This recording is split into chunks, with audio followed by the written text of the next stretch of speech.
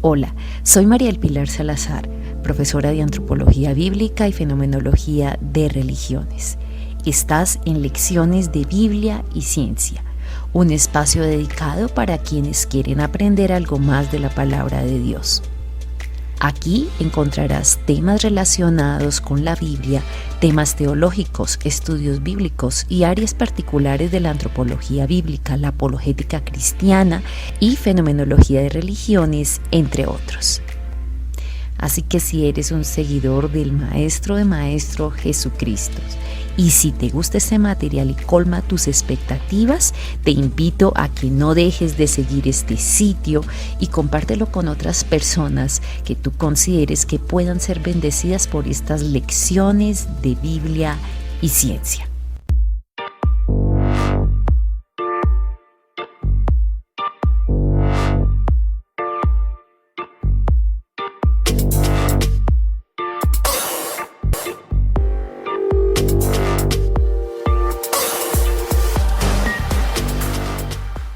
Magia y superstición en la Iglesia.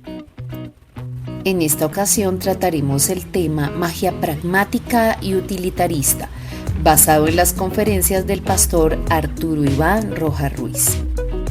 El estadounidense William James propuso el pragmatismo. Bajo esta postura, el único criterio para juzgar la verdad de cualquier doctrina se basa en sus efectos prácticos. Y no podemos negar que en la vida hay que ejercer cierto pragmatismo. El problema es cuando hacemos ciertas aplicaciones en la vida diaria cristiana. Si la fe cristiana pretende ser verdadera, debe mostrar efectos benéficos y consecuentes en la vida práctica del creyente que evidencien y respalden la pretendida veracidad de sus afirmaciones. Es decir, funciona, claro que sí. Pero en la vida diaria las cosas no siempre funcionan como queremos. Tenemos un Padre Celestial que todo lo sabe y también sabe qué es lo que nos conviene.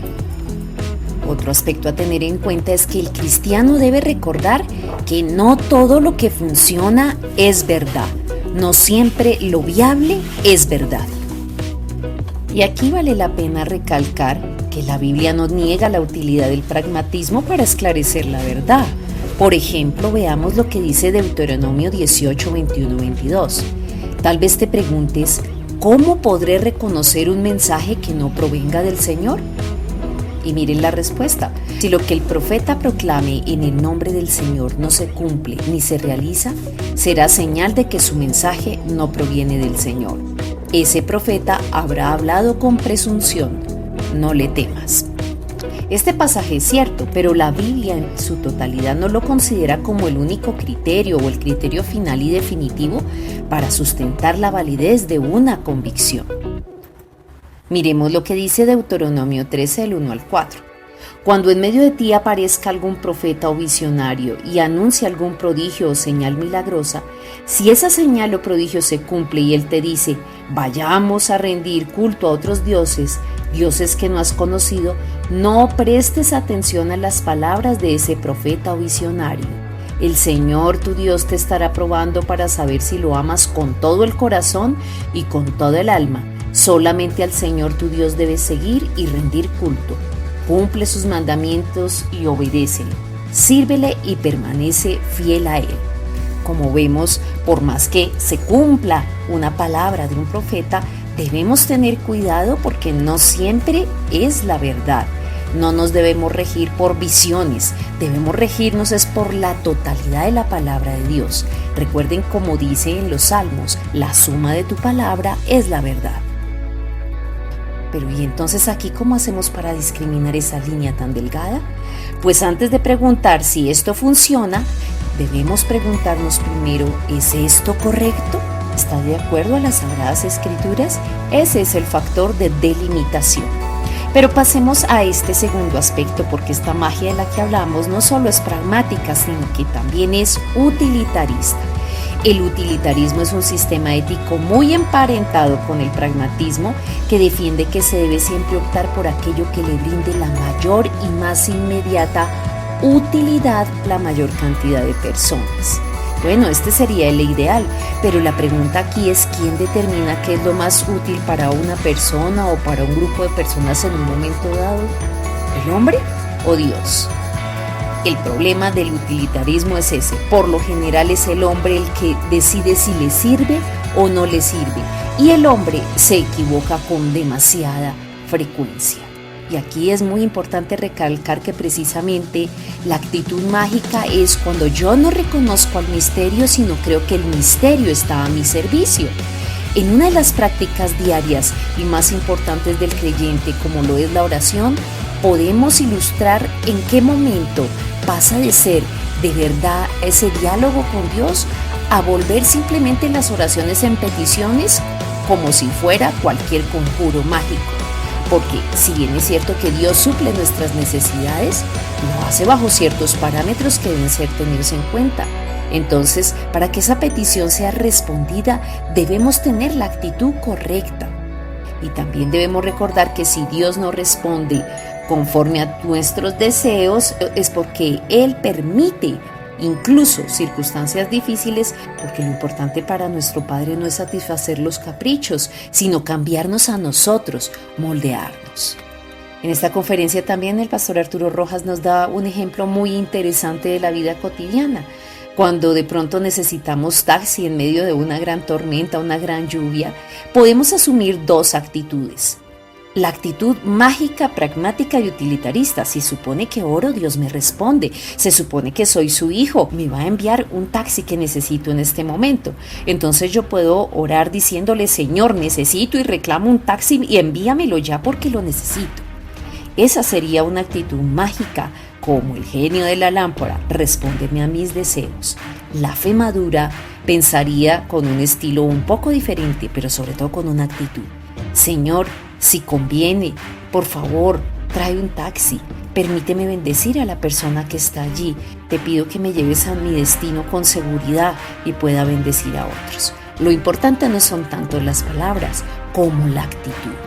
Y qué importante es reflexionar eso el día de hoy, en medio de un cristianismo que se ha vuelto muy condescendiente con la teología de la prosperidad, en la cual se manipula muchas veces a las personas. Y algunos cristianos empiezan a sentirse derrotados porque en algún momento dado de su vida no tienen prosperidad económica. Y otros les dicen, si siembras, recibes. Claro, la ley de la siembra y la cosecha es una ley espiritual y se cumple. Lo que pasa es que los tiempos de Dios y sus momentos para cada persona son diferentes. Él sabe en qué momento dará la respuesta. Él sabe si en algún momento dado quiere desarrollar en nosotros dependencia. Pero no podemos juzgar livianamente al que está en escasez económica como si tuviera problemas espirituales. Asimismo, muchos toman el tema de la salud física como si Dios por declaraciones estuviera obligado a sanar. Y si bien tenemos un Dios que hace milagros y sana, claro, recuerden que esto debe ser práctico y debe funcionar. Pero no es por nuestra actitud, no es por nuestras palabras, es por la voluntad divina y Él sabe a veces con qué propósitos permite la enfermedad. Y nosotros debemos, obviamente, cuidarnos. Lo mismo sucede con la estabilidad laboral. A veces creemos que perdemos algo, pero Dios sabe que si no soltamos eso tendremos algo mejor. Pero el cristiano no maduro no acepta estas situaciones de la vida diaria y se le olvida que la palabra dice que todas las cosas son para el bien de quienes lo aman. Tampoco podemos caer en actitudes facilistas de pensar que como no tengo problemas es porque todo está perfecto. ¿Has oído personas así? Bueno, también ahí está la otra parte. Algunos predicadores nos han enseñado que si no tenemos dificultades y problemas y no vienen estas luchas, debe ser que no estamos afectando demasiado el reino de tinieblas y por eso no se preocupan por nosotros. Entonces no debemos juzgar las situaciones de una forma liviana. Debemos discernir la realidad, porque ninguno de los objetivos prioritarios de la vida cristiana tiene que ver con las cosas materiales. Y esto es bien delicado porque hay muchos sectores de la cristiandad que terminan haciendo mucho daño a sus ovejas cuando se les muestra de que si estás en dificultad, si no están en los triunfos, si no tienes libertad económica, si no tienes salud, es porque estás obrando mal o porque hay pecados ocultos no confesados. Y no necesariamente es así. Por eso nuestra guía debe ser la palabra de Dios todo tiempo y en todo lugar.